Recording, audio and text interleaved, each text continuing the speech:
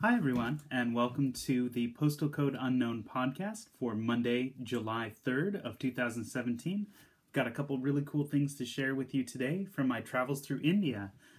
Last year, I spent about a month of March traveling with a tour group from Delhi to Goa and then back up to Delhi from Goa, and it was spectacular, mostly through the western parts of India, through a lot of the desert area, and there's a lot of things to share, but specifically today I'm going to focus on some stories from the city of Udaipur, where we spent a few days staying near an artist's commune with the opportunity to visit and do various things and have neat experiences, learn to paint, learn to cook, and do some really cool things there. So without further ado, the first part of today's items I have today are a few postcards that I picked up. And these are paintings that were sort of made on what looks to be sort of like old newspaper, maybe.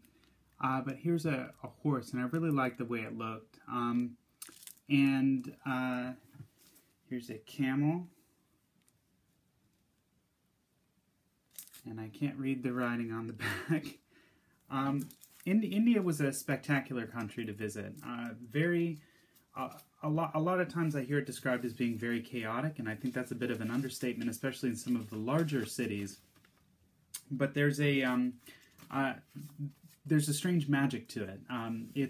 It's amazing to see the number of people sort of interacting in a flow sort of way that has its own order, its own movement, its own chaos that makes sense for what it is there. Also, I would never want to drive there, not in a million years.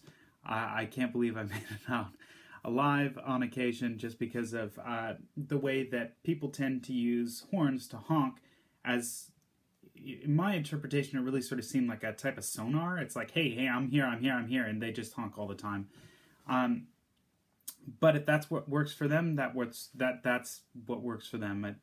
I'm glad that I was not driving for most of that trip. So those two postcards I didn't end up sending. I didn't end up keeping a lot of stuff from India. I actually gave them away to a lot of friends when I got back as souvenirs, mostly because I was getting nearer to the end of that portion of my trip, and it was harder to carry things as I was going along, mostly because I was taking one backpack with me, and usually I'll get lots of pins, which I've got a few more to share with you as well later. But with that said, I've shown you some art that I got while I was in Udaipur. I'd like to show you some art that I made. So I actually took a painting class on how to paint a peacock in that style that you just saw of the horse and the camel. And this is the artist's rendition. Sort of, we would follow along, and you can see the fine lines in the peacock's feathers. And then you can see my interpretation. I'm not an artist. I do my best. But yeah, I think it's kind of cool. It's a nice thing to sort of have, and sort of a memory and a way to work on the skill as you're traveling. It's also what I did when I took a cooking class there, as Indian food is one of my favorite cuisines. And I've been trying, actually, as I've been traveling, one of the major focuses, especially in places where I've had opportunities to learn, a country's cultural food, I try to do whenever possible, as well as sort of make an effort to learn to cook as I've been traveling over the past couple of years, just because it's something that I feel was maybe not one of my greatest strengths, and something I really wanted to work on over the past couple of years. It's something I've focused on. I think I've improved quite a bit. Maybe one of these episodes I'll share something with you, and you can be the judge of what that seems to look like on the screen here. And I've got one other story to share from this quirky, cool artist commune that we went to go visit. The first night that we got there a little bit late, and the owner of this place sort of gave us a rundown of what we'd be able to do over the next couple of days. We'd just gone to dinner, we came back, and he was showing his skill. He's got this ability to make these amazing little tiny miniature portraits. And as he was talking, he has one of the girls in the audience go over, and he paints this wonderful little painting of a oh God, I don't remember. I believe it was an elephant, like a little elephant on her thumbnail. And it was awesome. I was like, that's great. But as we're sitting there in the group, he sort of looks at me and he says, I feel inspired.